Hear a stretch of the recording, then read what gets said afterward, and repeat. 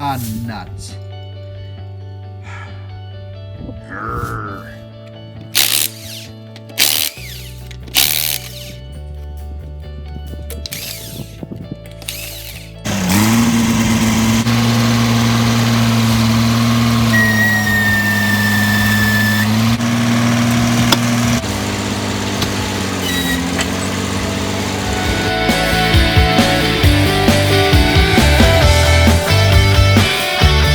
Tool here is a must.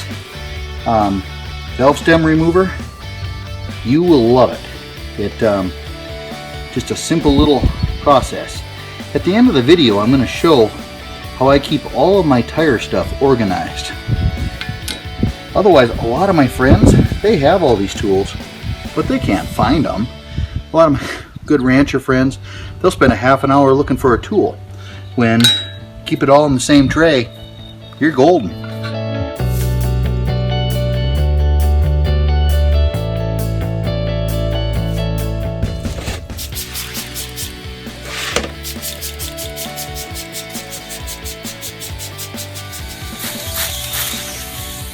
Look at there, folks. Found her.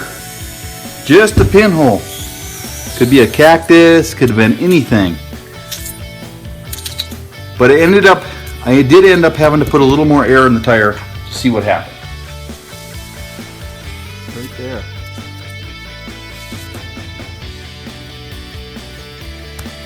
Now at this point, it's right there actually. I have a soapy, watery mess, which it's not going to adhere to. And I did put a little cactus glue in there, but just not enough in there to make it hold. Let's go ahead and deflate.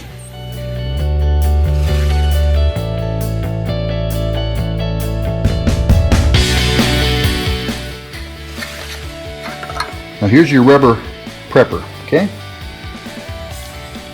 Pretty simple. Guess I did use that.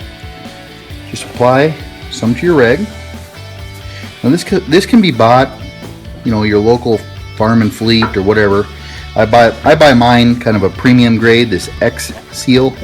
I'll put a link on in the comments on down below on the cheapest places on Amazon. And I take a pretty little amount and clean it up.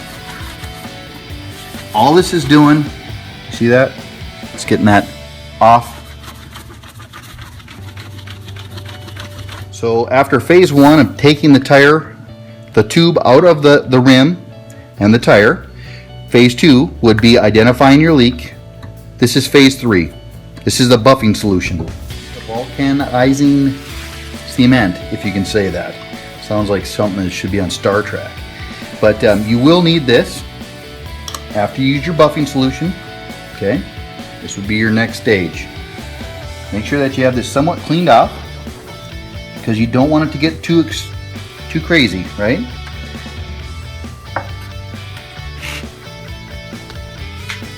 Come in.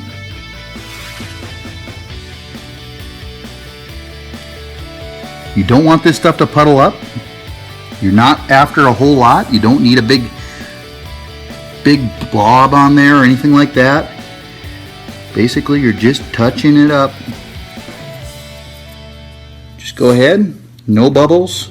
You don't want anything to bubble up. I accidentally put a little much there, but no big deal. It's not under the patch. And this is going to dry for about 4 to 5 minutes, thereabouts, maybe 3 minutes, depending on. It's going to have to be dry to the touch, though. All right, it's pretty dry to the touch. A little sticky yet, but not sticky as far as that. It catches a little bit more. So that's about right. So what we want to do here is you pop this off. Do not touch the inside of the patch. Don't touch that. Don't touch that.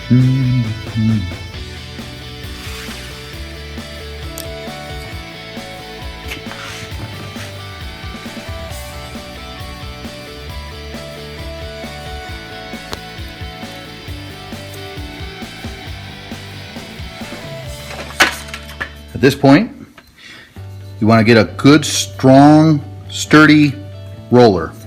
I bought the same one that the shops use. You start in the middle, and you just work it back and forth.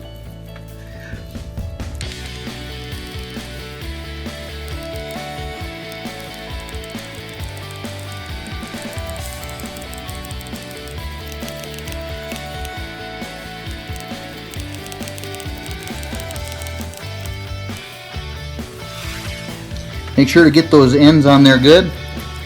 Now I had one leak here not too long ago, and the reason is they didn't take this part off of it, and that has to come off of there. That plastic, that'll kind of ball up. I don't know exactly the right wording for it, but it will kind of ball up, if you will. So you just go ahead and pull that off. And this is actually, it actually is, how do you say it again, honey? Volcarizing? Yeah, there we go. Together, which it means basically it's adhesing together. Okay, that's what that's doing. Let's look at it. Let's look at the integrity of it. Oh yeah. That is nice. That is really nice. This is called tire tack, I believe it is.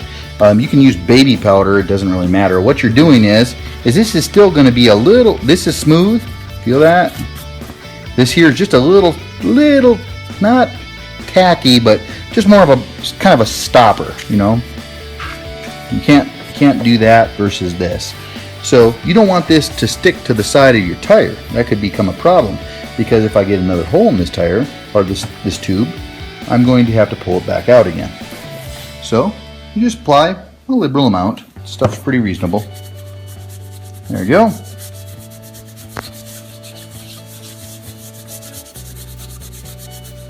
And now,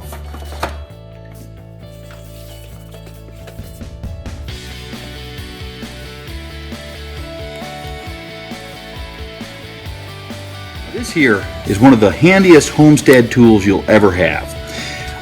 I will put a link on Amazon for you to the cheapest one that I have found that is quality still.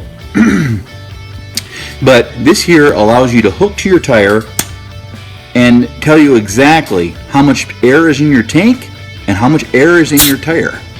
So right now, obviously there's no air in the tire. That's what we got for pressure in the air tank. So pretty sweet, but if there's 40 pounds, it'll drop it down to 40 pounds. So you'll always know what you have in here. So no more air gauge. You just put it in, hold it in, drop off, and it'll tell you exactly how much is in your tire. Beautiful. Look at it. That there, a tire shop would have charged me, what is it? I think it's like $40, $46, $47. One guy wanted $52 to do this. I'm thinking, my goodness, with recording and everything, we don't even have a half hour into this whole project, really. That's like $100 an hour. Now, one mistake that a lot of people do is they don't feel or look in the tire. Sometimes you'll still have that piece of metal in there, or whatever it is. Could be just a cactus, could be anything. But you feel very gentle, and make sure that the surface inside, little pebble, rock, anything in there could be the problem. So this has to be completely clean inside here in order for a tube to work properly.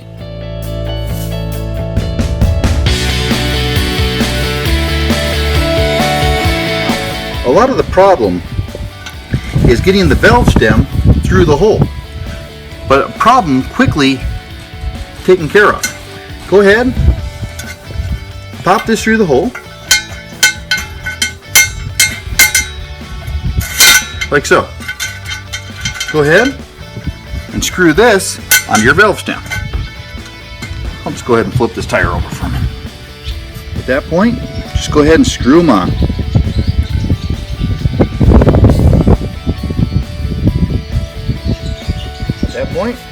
go ahead and position your tube so that you don't pinch it.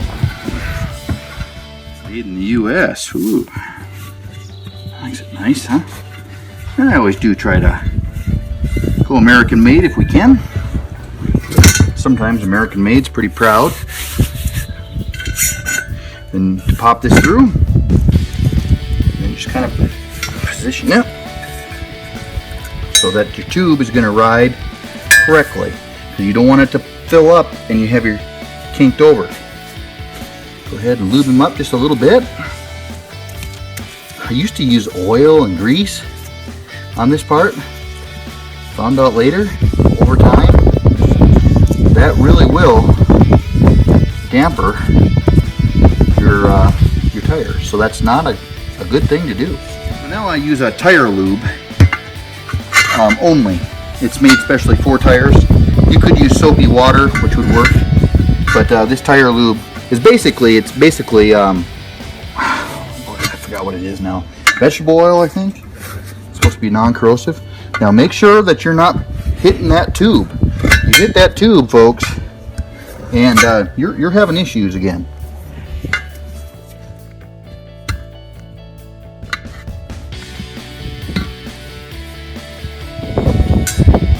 Tube positioned correctly.